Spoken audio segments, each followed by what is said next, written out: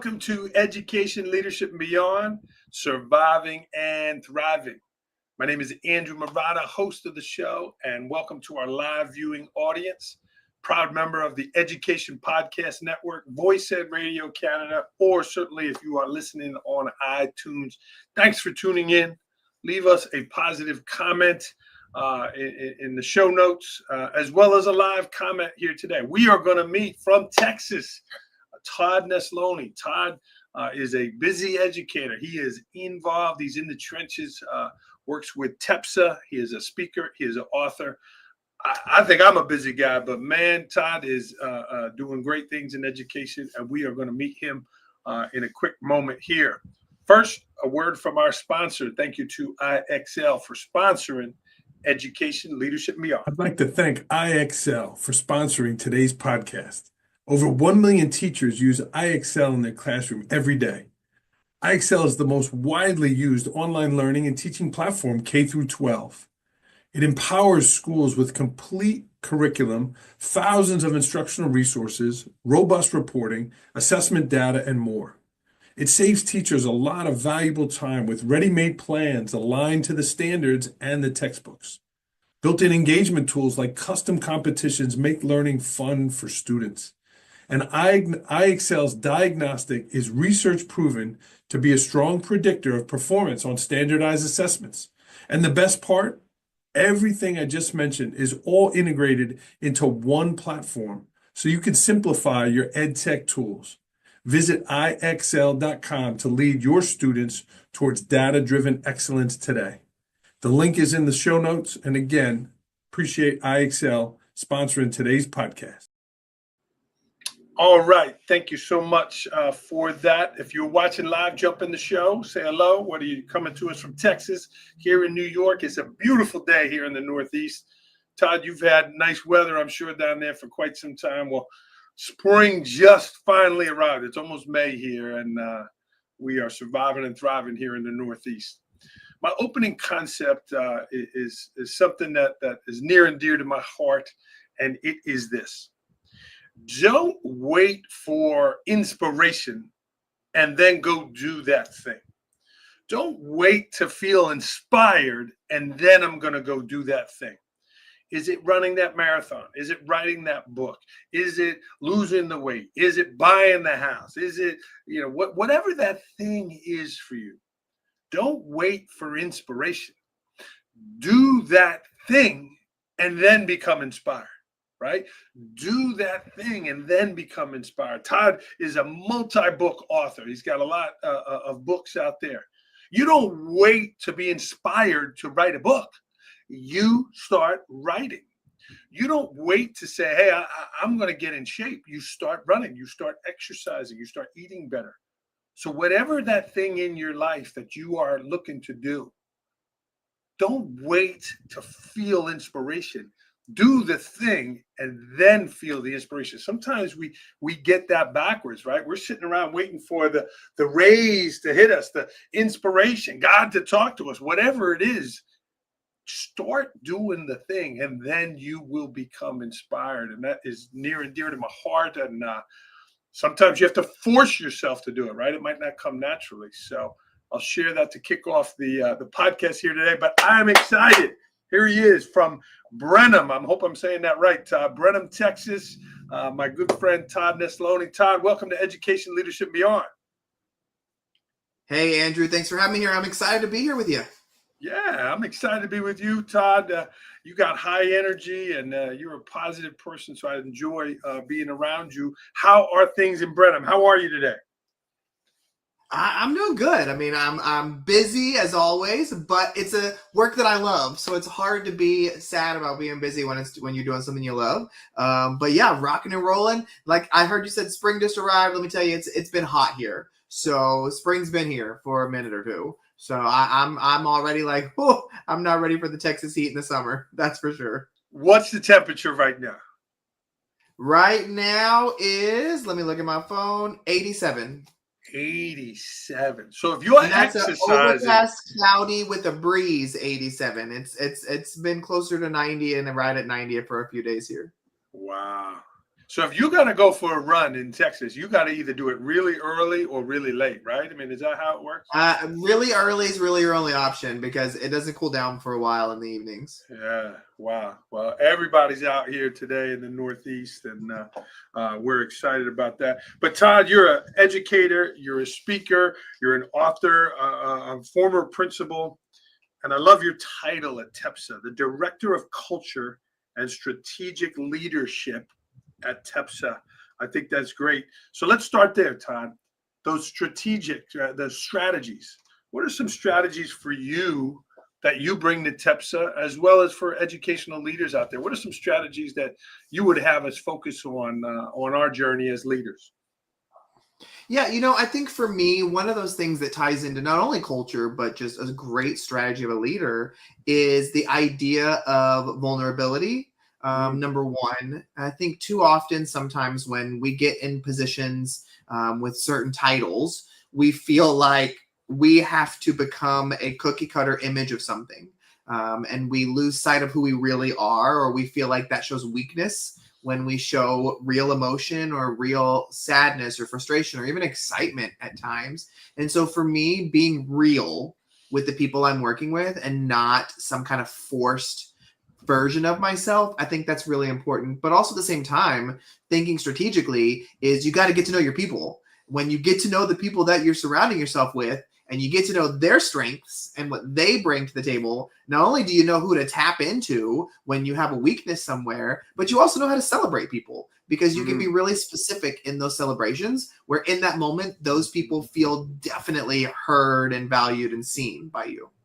Yeah, great answer there. And I love that you mentioned vulnerability first. People might say presence, people might say visibility, right? That's real when you can do that. Well, and I love that you mentioned those, because being active on social media, I see and hear, and I'm part of a conversation with a lot of those things. And I think sometimes when we talk about a leadership role or the people that we are following, there's a lot of easy to use buzzwords when it comes to leadership.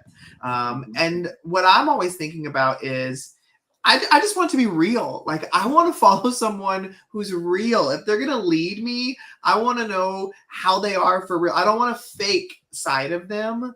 But at the same time, I mean, anybody can walk the halls. That, to me, like, if you're going to be my leader, I'm going to need you to hold me and other people accountable. Like, I'm going to need you to be real with me and not always sugarcoat things because you can't deal with difficult conversations, or like, those are people that I'm like, I will follow you to the ends and jump off the cliff with you, because I know who I see right now is who I'm going to get in that staff meeting also. And it's who I'm going to get behind the scenes, and it's who I'm going to get when I have to go before a school board or superintendent. Like, I want the same person in all of those environments. Well said there, Todd. Todd, I mentioned TEPSA, again, the Director of Culture and Strategic Leadership. You're how many years there now? 12 years, is that correct? Oh gosh, I'm not yet. At TEPSA, this is going to be July 1st will be year 6, I think. 6, Beginning sorry. my 6th Okay. year. Okay. Well, talk to me. What are some of those responsibilities? And I know you're a content creator. I follow you. I got your books. I read your blogs. How do you get to express the creative content in that role at TEPSA? Well, I loved being a teacher. I'll start there. And I never thought I would ever leave the classroom. Yeah. My district that I was working with had a partnership with the university. So me and my fellow co-teachers all got our masters in school administration or curriculum or things like that. And I was like, you know what? I'll get it in school administration just so I can be the very first person in my family with a master's. Like, I'm never going to use it because I'm going to work in the classroom forever. And then I got an opportunity to be a school principal, and it was just a dream opening, so I had to take it. And then I thought, oh my gosh, I'm never going to be anything other than a principal. Like, I love this. This is the best thing ever. And it was so funny because I always feel like when I start to feel really comfortable doing something, I know it's time for a change, because I thrive off of challenge. I thrive off of stress, but not like the bad kind of stress, but like I need to get this done. I need to be better. I need to be struggling to feel like I'm learning.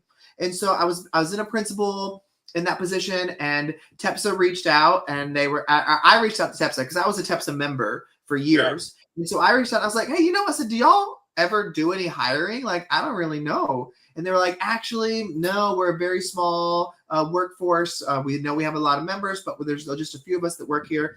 But we actually have an opening for something. And I was like, what is it? And they were like, well, we're looking for somebody to help our social media presence, to help with some graphic design stuff, to help with our events and our planning and our speakers and things like that. And I was like, oh my gosh, like those are all things that I love to do, but I don't invest a lot of effort in growing in that area because my responsibilities as a principal don't afford me the time necessary to really grow in that area.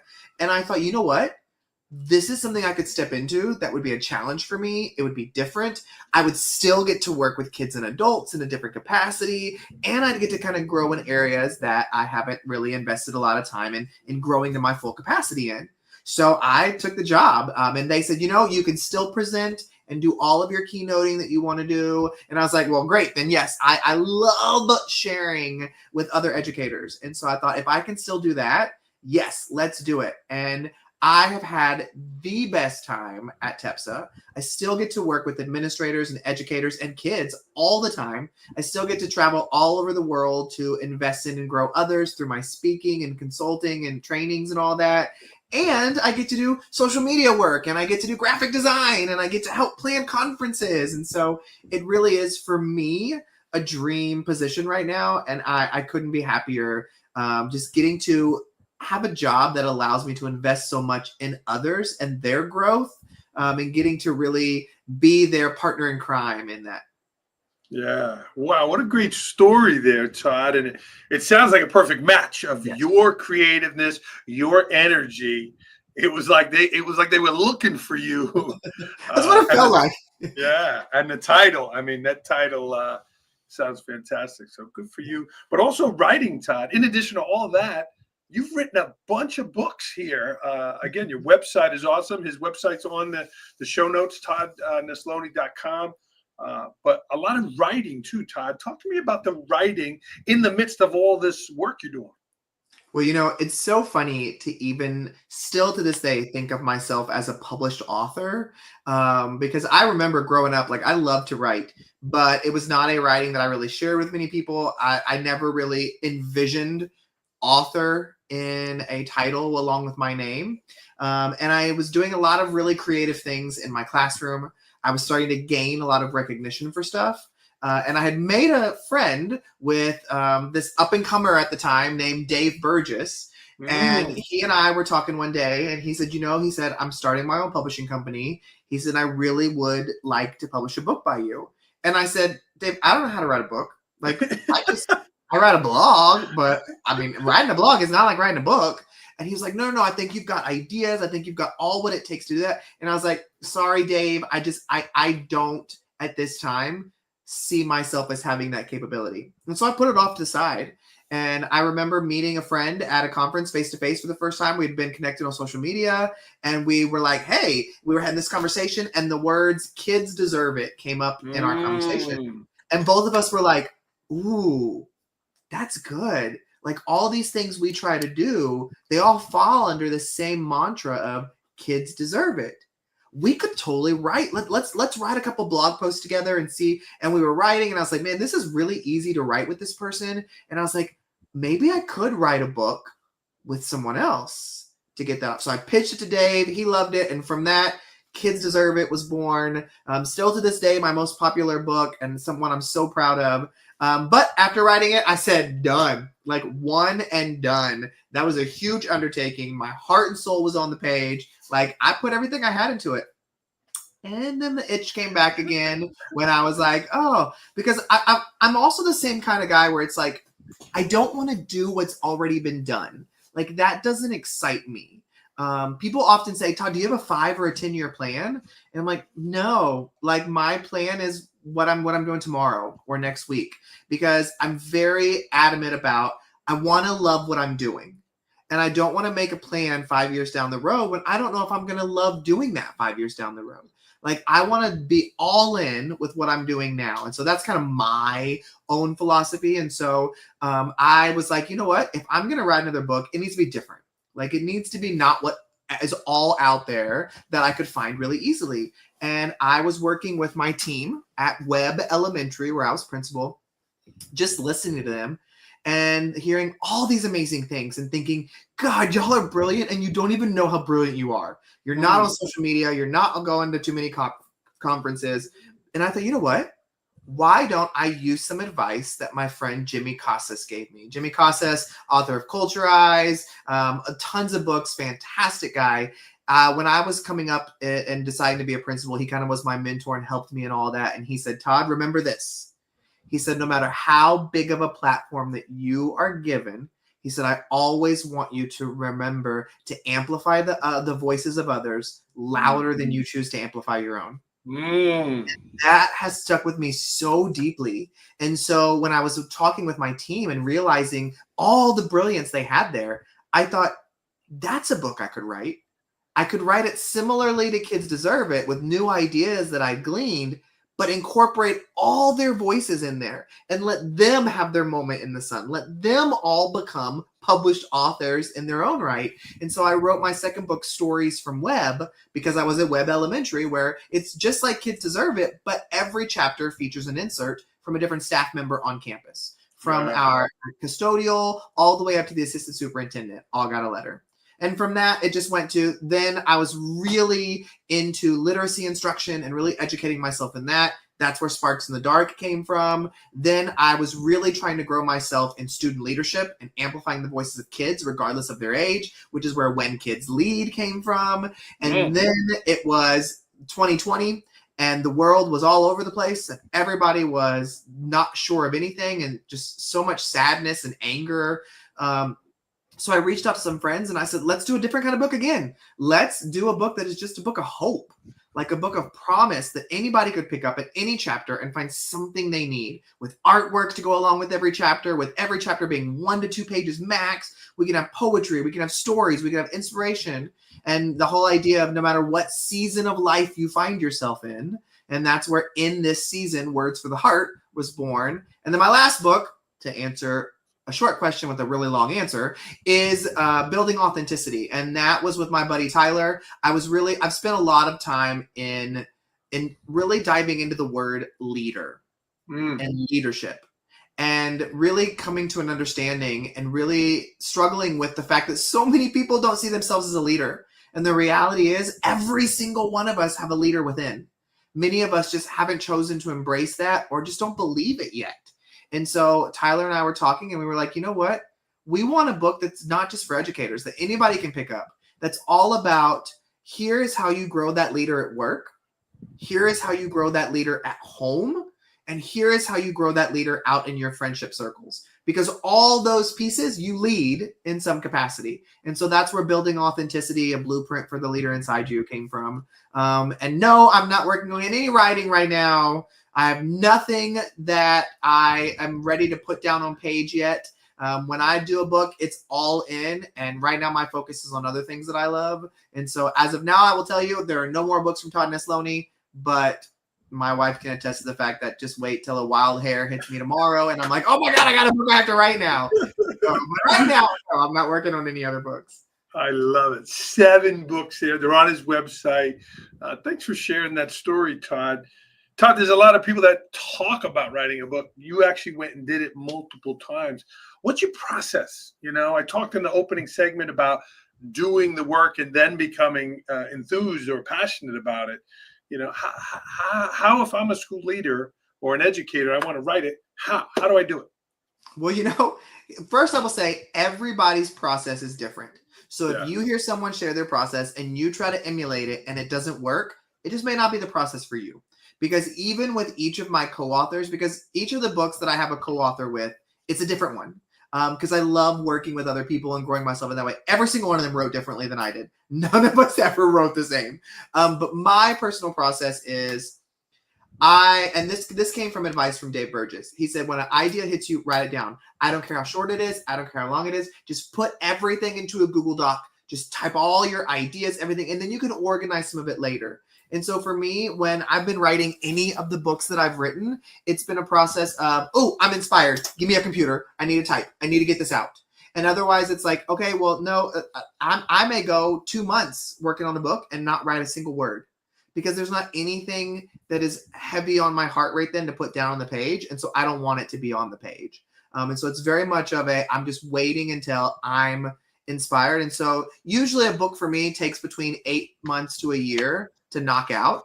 To submit the first draft, because then there's all the edits and working with all that kind of stuff. But for at least the first draft, it's about 8 months to a year of just anytime inspired, just put it in the same document, just organize it all in there, and then I can put it together later. And so that's kind of how it works for me. Yeah, awesome. Congratulations on all of that. John Gordon calls it capturing the downloads, right? You get these downloads, you get these ideas, you got to capture them. So good advice from Dave there as well. Todd, another thing on your journey was a TED Talk, fantastic TED Talk. Talk to me about the preparation there and what that was like. Oh my God, the TED Talk. Okay. Let's see. When that opportunity came up, Texas A&M, right? Your college there, your university. Yeah, Texas I've actually got to do 2. Okay. Crazy enough. And so one was my first one was at Texas A&M, and when the opportunity came up, my initial thought was, heck no, like a timed conversation where you don't even control your slides, like they're timed as well. I was like, oh God, no, I'm a talker. Like I can't do that. And then it's that same kind of mindset again. As soon as that emotion came over, I was like, this is something I need to do because I'm feeling uncomfortable. I'm feeling nervous. I'm wondering if I have the capability. I need to do this. Because when I start to feel those, I know that's a growing opportunity for me. So I have to lean in, even though it's hard. I lost sleep. I was so stressed. I'm really proud of both of the TED Talks, but they were very stressful to be under that kind of time limit. And know, like, when that buzzer goes, you got to get off stage because the next person comes on because their slides start right away. Like, I was like, oh my gosh. But no, it was a really cool opportunity. I'm really glad I did it.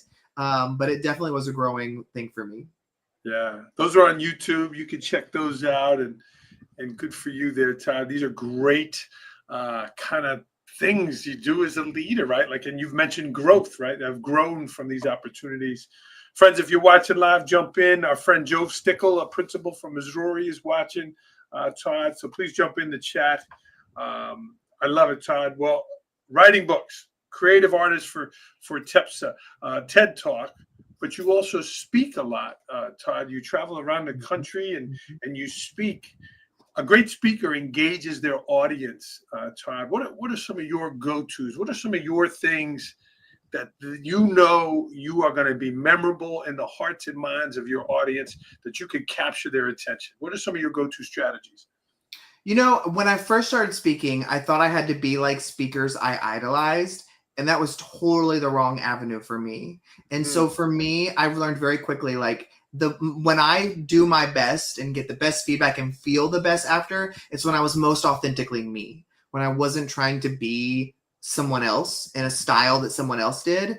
And I still battle that today because I've got major imposter syndrome. And that's one of the things I tell people all the time. It's like, no matter what you see online or anything like that, like this is a creative's life is full of doubt and full of comparison and full of, was that any good? Like that was the worst. And everybody's like, no, it was great. I was like, no, it was the worst. Like I need to be better. But for me, when I'm speaking, it's like, I try to focus on several different components. At some point, I want to make you feel something. I want it to be an emotional experience because I know your memories are tied to emotional experiences, and I don't want you to not remember. Why should I be up there talking and saying something you're not going to remember? So I try to have that emotional component. I try to make sure to bring in laughter and to be funny, but real. The great thing about the position that I'm at TEPSA is that it gives me the freedom to say what other educators are thinking, but maybe not have the freedom to say. So I don't mind at all getting up on that stage and being real and honest and saying things like, this thing sucks right now in what we're doing. And so let's just admit it. Let's own it and let's figure out a solution. And so I think that, as well as being real personal. In every one of the presentations that I do, at some point, I share a piece of me, a piece of my story that has nothing to do with a job title. Because I think, when I present, sometimes it's in front of educators, sometimes it's in front of business professionals, sometimes it's in front of companies and schools and districts and parents and kids. And so no matter what the crowd is, I want every one of my conversations to have some kind of component of, I don't care what title you were given. In the end, all of us are human.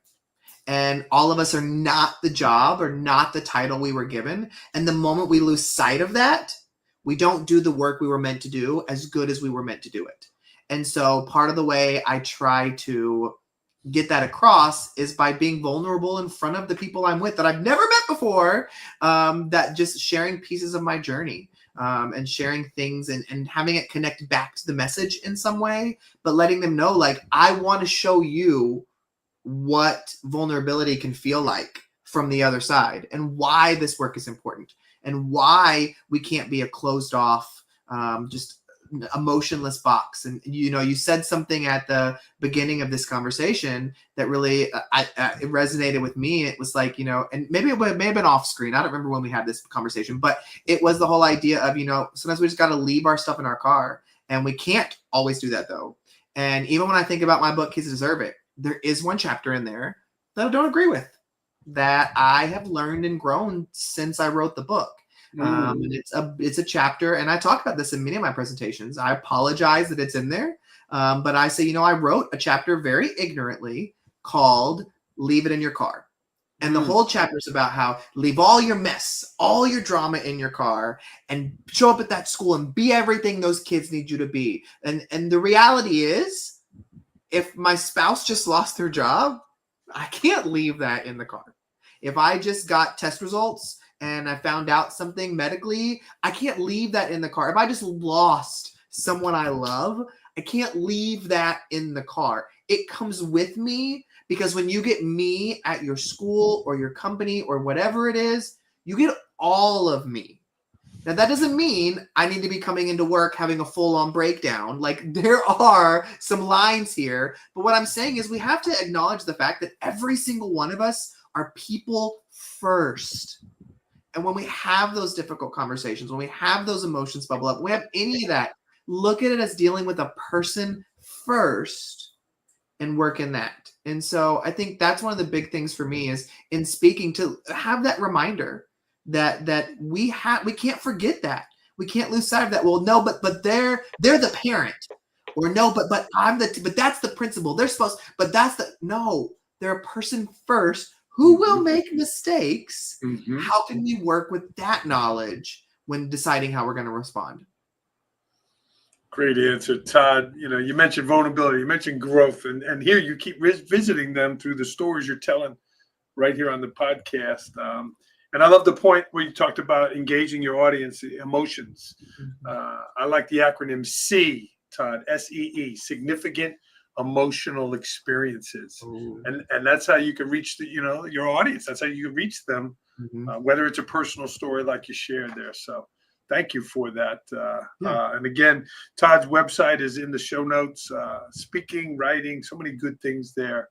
Todd, in our pre-show questionnaire, I asked the question, what's one of your greatest successes and one of your worst failures? And you gave the same answer for both. And I read about it and I learned about it. But tell me the story of the Watchdogs dinner with a gentleman. I absolutely loved it. I read it multiple times last night. But what a great story. What a great experience for you. Can you share that here today on the podcast with us? Yeah, so when I was a school principal, I really knew that I wanted to increase parent engagement. And I know that regardless of what role you hold in a child's life, when you look at research really talks about how, especially in elementary kids, the role that a positive male role model plays in a kid's life. Now, that does not say, just to be clear, that a female does not play a positive role model in a kid's life. I'm just saying the research does show that there is a lot of effect that a positive male role model can have on a child's life. And so I really wanted to increase that involvement of the men in our community. And I heard about this program called the Watchdogs. And so it's a nationally based program. I was like, loved it, where they recommend you do a big kickoff event. So we advertised it like crazy. I did all the things, sent out a text message, was in the car line, passing out flyers, visited every class, did the phone call home, on the marquee, like the whole 9 yards. We had bought all these pizzas, and out of 800 students, I had 2 show up at the kickoff event. And that was so demoralizing because I was like, okay, is it me? Am I the issue? Did we sell it wrong? And so in a lot of reflection, one thing we kept coming back to was we think the men just knew it was an event to talk about volunteering, and they didn't want to be lectured. They didn't want to be told to be volunteers. And so I thought, let's shift this then. Let's do an event that does nothing other than celebrate the fact that you showed up. Because that is worth a celebration. Because there are so many times where kids don't have a positive role model show up in their life. And so I thought, let's just do that. Let's call it, let's think of a name we can do that really is inviting and encouraging. And I thought, let's do a dinner, and let's call it Dinner with a Gentleman. And the whole idea of we'll get all these men to show up to be, and it could be a youth pastor, a neighbor, a grandpa. It doesn't have to be a dad. I want to just be a gentleman that shows up with them. And I thought, you know what? We're in Texas. Maybe the pizza just wasn't it. Let me get barbecue. Like, I'll get brisket. I contacted the barbecue place. They were like, yeah. And I was like, okay, what goal can I set? I was like, let's set a goal of 150. Like, that's already a huge jump from 2 to 150. Let's just do it. So we set that goal. We did these RSVP cards because we knew with ribs and brisket, we had to be ready. 670 something RSVPs later, I was like, we can't afford brisket anymore. So I had to call them. I was like, we need to shift to like hamburgers because I can't afford this for them. And so we were like, oh my gosh, I hope these people show up. And we had over 500 and something men and children show up the first year. And every year after that, there's between 5 and 650 that have shown up. And just watching that explode. And I will tell you, there's a lot of cool things I've done in my career that I'm proud of. But the very first time of Dinner with a Gentleman and walking up to stand in front of a crowd of men who showed up with those kids will forever be one of the most powerful experiences I've ever had in education. Because that's not a visual I grew up with. That's not a visual I remember happening in any school I ever worked in before then.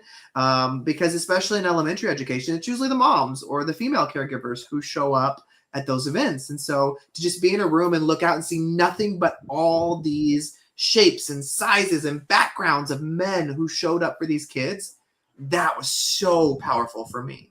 And to see them volunteer from then on out and be involved in different capacities. My favorite story, though, from this entire event is one of the men came up afterwards and he said, this is one of the coolest experiences I've had in the education system. He said, I just got to let you know, he said, I just got on the phone with my boss. He said, and I got approval to have every single Thursday off for the next year. I want to be here at the school all day, every Thursday to help out. You put me wherever you want me to put me. Wow. And I was like, seriously? Yeah, we got you. Wow. I always got a space for a volunteer. And Wow. his dad, kids were begging to have, he'd go on field trips with classes. It was one of the neatest things. And it was also that reminder too of, even if he had been the only person who volunteered after that event, it was worth it. Because sometimes all it takes is one to get the ball rolling. So what started as a very negative, demoralizing experience turned into one of my proudest moments because we didn't use it as an excuse or a give up moment. I used it as a, how can I grow? What did we do wrong? What can we try differently next time? And it worked out well. What a great story there, Todd. Thank you for sharing that. And again, most people might say, I'm never doing that again, right? We're going to cancel it. It didn't work. But you tweaked it, you changed it. I love what you said about the pizza and the brisket. That's a good point. But I included that link to that blog you wrote about it in the show notes here. And kudos to you for moving forward in your leadership. And again, there's that vulnerability and growth right there again in another story. So thank you for that. Thank you. Yeah, good stuff. Todd, something you wanted to talk about that I didn't ask you? I think for me, it's just that I just want to reiterate to people that we have to be okay with being uncomfortable. I know I've mentioned it several times, but and it's not a lesson you perfect either. I want to be clear about that. Like, just because you learn how to be uncomfortable once doesn't mean you're not ever uncomfortable again. And so for me, it's always learning and growing, but also understanding that I'm always exactly where I'm meant to be. And I think if I were to have anybody hear anything, I definitely want that message to come across, is that though you may be frustrated by a job title or a promotion you didn't get or a location you're not based in, I always hold tight to the truth that though I'm not where I want to be yet, I'm where I'm meant to be now. And so in this moment, at this date and time, there's nobody on this planet that can do what I'm about to do. And that's why I was put in this position, in this place, for this reason. And the reality is, for anybody listening today, the same is true of you. You are exactly where you're meant to be because you're about to do something that nobody else on this planet can do. Even though you may not feel like you are where you want to be, it doesn't mean you're not where you're meant to be. And I think that that's really important to me for people to hear. Other than that, I mean, professionally, I have to take a minute to say I did just launch a huge online course that I am super excited about. I haven't done a lot of promotion yet publicly. I have with my email list and things like that, just to kind of let them get a trial run with it. And I did a webinar a week or so ago. But I do have a brand new huge course all about building the culture up, no matter if you're a teacher, administrator, district, whatever. It's got like over 8 hours worth of content, 173-page workbook, tons of downloadables. Wow. And you can go and check it out and check out 9 of the videos for free. Like, I did a free preview thing on there where you can check out 9 for free. And when you check it out, if you like it, I can send you a code to get a huge discount on it. Just because I'm so proud of the work, and I had all the videos professionally recorded. I've really tried to make it look super slick. And so that's my recent baby that I put out into the world. But it's another terrifying experience doing something like that. But that's the other thing. I have to make a moment to share about that because I'm so proud of that course. Yeah, celebrate the wins. I just clicked on it here. It's on his website, Culture Unleashed, right? That's the one you're talking about? Yep. Awesome logo, by the way, Mr. Creative Artist. Very cool. Yeah, on his website here under resources. Very cool, Todd. Yeah, thank you for sharing that, and good luck. So let's check that out, friends. Again, jump in the chat. Todd, just again, going back to growth and vulnerability. Good for you. These stories, the work you're doing, and a shout out to Todd again. He's not only doing this right now, like you said, where he's meant to be, but he's got 4-year-old twins. A shout out to Liam and Brixton, your wife Liz, getting it done there. I mean, it's hard having little kids, but having 2 of them the same age. So yes. God bless you. Yeah, I saw the mute button a couple times during the show. Yeah, they've been outside playing, but they came in, and I was like, and every now and then they've actually been really quiet. I can hear them over there, but they're really quiet. But yeah, afternoons especially are a little iffy on when you'll hear a scream or a fight or a "Daddy, what are you doing?" So. I'm writing a book. I'm on a podcast. Exactly. I'm a professional. Yeah. Well, shout out to your family, Todd. Again, surviving and thriving through it all. So this is Todd Nesloney, friends, TEPSA leader, as well as an author, presenter. So, Todd, this has been fun. I know you got to get rolling, but I like to do rapid fire, Todd. These are fast answers, quick thing that comes to mind. Are you ready? I'm ready. Let's do it. All right, man. He's got little kids. Of course, he's ready. Last movie. You're a movie buff. You're a movie guy. What's the last movie you saw? Okay, now I know this is rapid fire, but give me a second here. So you got it. I love movies, but I have young children, so we don't get to go to the movies as much as I would like to, and I'm too exhausted in the evening to make it through a movie. So I'm actually more of a TV guy right now in my life than movies. Okay. But the last movie we saw in theaters was Snow White, and despite the hate online, me and my boys and wife, we actually loved it. But the last TV show I have to say is The Pit. Like, if you did not watch The Pit on Max, that show is so good. Like, we are TV addicts over here, so we have lots of shows, but I love The Pit. The Pit. Okay. All right. I'm pitching The Life List. I saw somebody recommended it. It's on Netflix. It's a movie. Highly recommended. Very The good. Life List. Yeah. Yes. Oh, you saw it? I did see The Life List. Yes, that one was very good. Cool. Last concert you went to? Don't laugh. We went to concerts all the time before kids. So, but the last concert I went to was Danny Go because Okay. I have young children, and if you have young kids, you probably know who Danny Go is. He's actually, the way I describe him is he's blippy but less annoying for parents. Like my wife and I love his music, and he did a fantastic show when he came to Houston, and so it was such a blast. But that was the last concert. Cool. Last song you sang out loud in the car. I don't know. I don't even know if goodness gracious. I mean, I listen to such a variety of music. I don't really know what I could say. I mean, I'd have to go and look at my last playlist. Yeah. I have to go and look at what's on my. Oh, okay actually, it was Danny Go. It's okay. It wasn't Danny Go this time, but actually, I do remember this because it's a song that's been out for a few months, but I absolutely love it. It's by Brandon Lake, and it's called "That's Who I Praise." And that was the song. And like I said, let's do a wide variety. So there's some praise and worship music. There's some pop, rock, country. Forrest Frank is another one that I was probably jamming out to really loudly in there. But yeah. So and Benson Boone, I love Benson Boone's new song. Benson Boone. You mentioned Forrest Frank. You talk about positivity combined with great music. I mean, his song "Always" is fantastic, man. Yeah, he's got a lot of really good ones. He does. Very cool. Well, it's hot there in Texas, so you probably have the windows rolled up. You know, no one's hearing you, sing. But keep singing out loud in that car for sure. What's your favorite dish, Todd? My favorite dish that I like to make, that I'm proud of, is I make my mom's homemade chicken fried steak. And so that is my claim to fame. I love making that. It's a ton of work, but it's the one thing my family, when they want a special event meal, it's always what they request because I think I do really, really well at it. But the credit goes to my mom because it's her recipe. Give me the secret ingredients for the breading. What are you mixing in that breading? Oh, well, there's got to be some Tonys. I never know how to say the second part of that. Tony Chasserie, I don't know, but that seasoning always has to be a part. So that's one of the little things in there. Okay. You travel a lot, Todd. Where's your favorite place to travel? This is going to be controversial to some probably. We are a huge Disney family. So my favorite place on the whole planet is Disney World. I could go to Disney World every single day and have no problem with it. My boys love it. My wife, we're Disney Vacation Club members. I love Disney World. But if I'm not going to go there, give me a beach. I don't care where the beach is. Give me a beach.